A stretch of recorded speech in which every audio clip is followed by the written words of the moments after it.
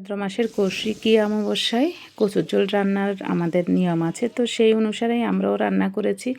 তবে গতকাল রাত্র থেকেই সেই প্রিপারেশান চলছে, অর্থাৎ কচুগুলোকে একেবারে ব্লেন্ডারে করে সবগুলো ব্লেন্ডার করে এরপর একেবারেই এত একটু লাগলেই সেটা চুলকায়। তো সেক্ষেত্রে পলিথিন দিয়ে ভাতকে সেভাবে সিকিউর করেই তারপর করেছি। আর এই তো এখানে বাটা হয়ে গিয়েছে, ব্লেন্ডার করে ফেলেছি। তো আর এদিকে নারিকেলটাও ব্লেন্ডার করে ফেলেছি, কারণ নারিকেল বাটাও লাগবে কচুতে। তো সকালবেলা ঘুম থেকে উঠে সব কাজ সেরেই বসিয়ে দিয়েছি কচু। তো কচুটাকে নামিয়ে প্রথমে কড়াইতে তেল দিয়ে বসিয়ে দিয়েছি। তো এই জলগুলো শুকাতে হবে, একেবারে সবগুলো শুকিয়ে নিয়ে তারপর অন্যান্য যেই ইনগ্রিডিয়েন্টগুলো সেগুলোই দিয়ে দেব।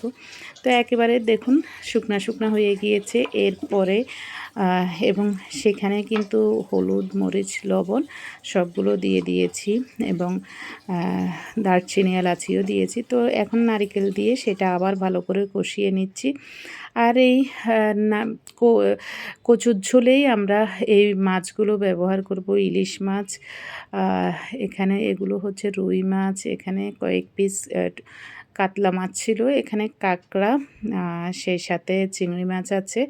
তো সব কিছু এই মাছগুলো সবগুলো ভেজে নিয়েই তারপর ঝোলে দিতে হবে। আর সাথে কই মাছও আছে, কই মাছটাকে ভিজিয়ে রেখেছি, এরপরেই আপনাদের সাথে শেয়ার করব। তো কাঁকড়াগুলো আগে ভাজতেই দিয়ে দিয়েছি।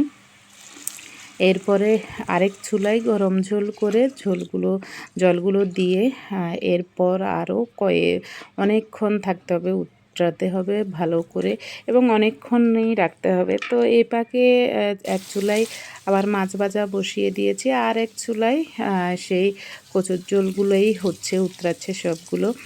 তো এই পাশে চিংড়ি মাছ ভেজে চিংড়ি মাছটা দিয়ে দিয়েছি। আর এবং একটু যেই মাছগুলো ভেঙে যাবে সেগুলো পরে দেব, এবং চিংড়ি মাছ, কাঁকড়া সেগুলো আগেই দিয়ে দেব। তো সে কারণে প্রথমে চিংড়ি মাছ ভেজে চিংড়ি মাছগুলো দিয়ে দিয়েছি, এরপরে কাঁকড়া ভেজেও দিয়ে দিয়েছি। তো ইলিশ মাছও ভাজার জন্য বসিয়ে দিয়েছি, সেই সাথে কই মাছগুলো ভেজে তারপরে দিয়ে দেব। তো এটা কিন্তু অনেকক্ষণ পরে মাছগুলো দিচ্ছি, একেবারে অনেকক্ষণ পরে, না হলে প্রথম অবস্থায় দিয়ে দিলে মাছগুলো কিন্তু ভেঙে যাবে। তো এখন ভাজা ইলিশ মাছগুলো একেবারে নামানোর একটু আগেই দিয়ে দিচ্ছি, এবং কারণ না হলে এগুলা নাড়তে চাড়তে সবগুলা ভেঙে যাবে।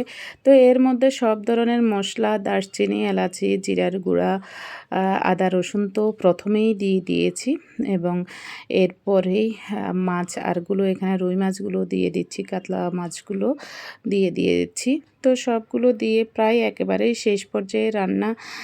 এরপরে আবার তেল দিয়ে প্রথমেই একটু দিয়েছি কষাতে, এরপরে এখন পুরোপুরি তেল দিয়ে দেব।